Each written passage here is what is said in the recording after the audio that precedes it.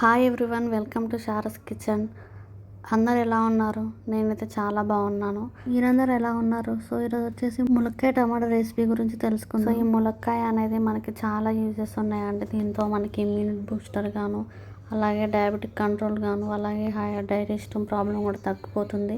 ఇందులో iron, calcium రిచ్గా ఉండడం వల్ల బోన్ కూడా స్ట్రాంగ్. రెసిపీలోకి వచ్చేస్తే ముందుగా ప్యాన్ పెట్టుకొని కొంచెం ఆయిల్ వేసుకొని ఆనియన్స్, పచ్చిమిర్చి వేసుకొని ఫ్రై అయ్యేలాగా చూసుకోవాలి. సో ఇప్పుడు అందులోకి మనం మెంతి కూర, అలాగే స్ప్రింగ్ ఆనియన్స్ కర్రీ ఆకులు కూడా వేసుకొని మిక్స్ చేసుకోవాలి. ఇది ఒక 2 minutes వరకు మిక్స్ అయితే కొంచెం ఫ్రై అయిపోతుంది. ఇప్పుడు వచ్చేసి కొంచెం అల్లం, అలాగే పసుపు వేసి, అలాగే ములక్కాయ ముక్కల్ని మంచిగా వాష్ చేసుకొని వాటిపైన పొట్టు తీసి వాష్ చేసుకొని పక్కకు పెట్టి ఉంచుకోవాలి. సో ఇప్పుడు ఆల్మోస్ట్ ఫ్రై అయిపోయినాయి కదా ఇవి. సో ఇందులోకి మనం వాష్ చేసి పెట్టుకున్న ములక్కాయ ముక్కల్ని వేసి మొత్తం ముక్కలకు పట్టేలాగా మంచిగా మిక్స్ చేసుకోవాలి.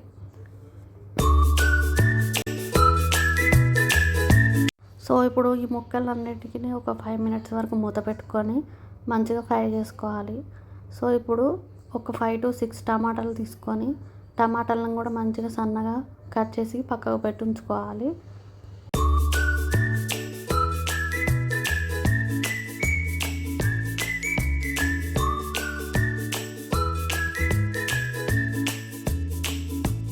సో చూసారు కదా, డ్రమ్ స్టిక్ ముక్కలు, ములక్కాయ ముక్కలని మంచిగా ఫ్రై అయిపోయాయి. ఇప్పుడు మనం కట్ చేసి పెట్టుకున్న టమాటాలను కూడా వేసుకొని కలుపుకోవాలి. మళ్ళీ ఒక 5 minutes వరకు మంచిగా ఫ్రై చేసుకోవాలి.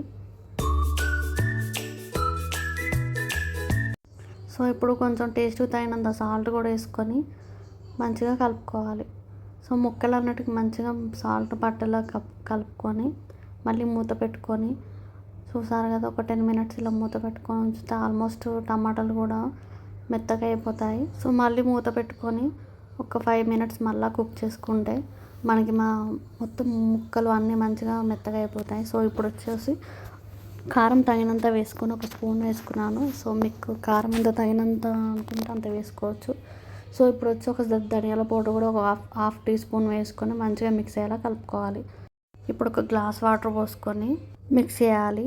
సో ఇప్పుడు వచ్చేసి ఆల్మోస్ట్ మనం ఒక గ్లాస్ వాటర్ పోసుకున్నాం కాబట్టి మళ్ళీ మూత పెట్టుకొని ఒక 5 minutes హై ఫ్లేమ్లో కుక్ చేసుకుంటే మనకి కర్రీ రెడీ అయిపోతుంది. సో ఇప్పుడు లాస్ట్గా కొంచెం వచ్చేసి కొత్తిమీర కూడా వేసుకుంటే మనకి ఎంతో టేస్టీ అయిన ములక్కాయ టమాటా కర్రీ రెడీ అయిపోతుంది. సో నా వీడియోలు కనుక మీకు నచ్చినట్లయితే లైక్ అండ్ షేర్, సబ్స్క్రైబ్ మీరు ట్రై చేసి ఎలా వచ్చిందో ఏంటో నాకు కామెంట్లో మెన్షన్ చేయండి. సో మీకు ఏదైనా రెసిపీస్ కావాలంటే నాకు కామెంట్ చేయండి. సో నేను రెసిపీస్ షేర్ చేస్తాను. నా వీడియోలు చూస్తున్న ప్రతి ఒక్కరికి పేరు పేరున thank you everyone. So please నా వీడియోస్ని లైక్ అండ్ షేర్, సబ్స్క్రైబ్ చేయండి. Thank you all.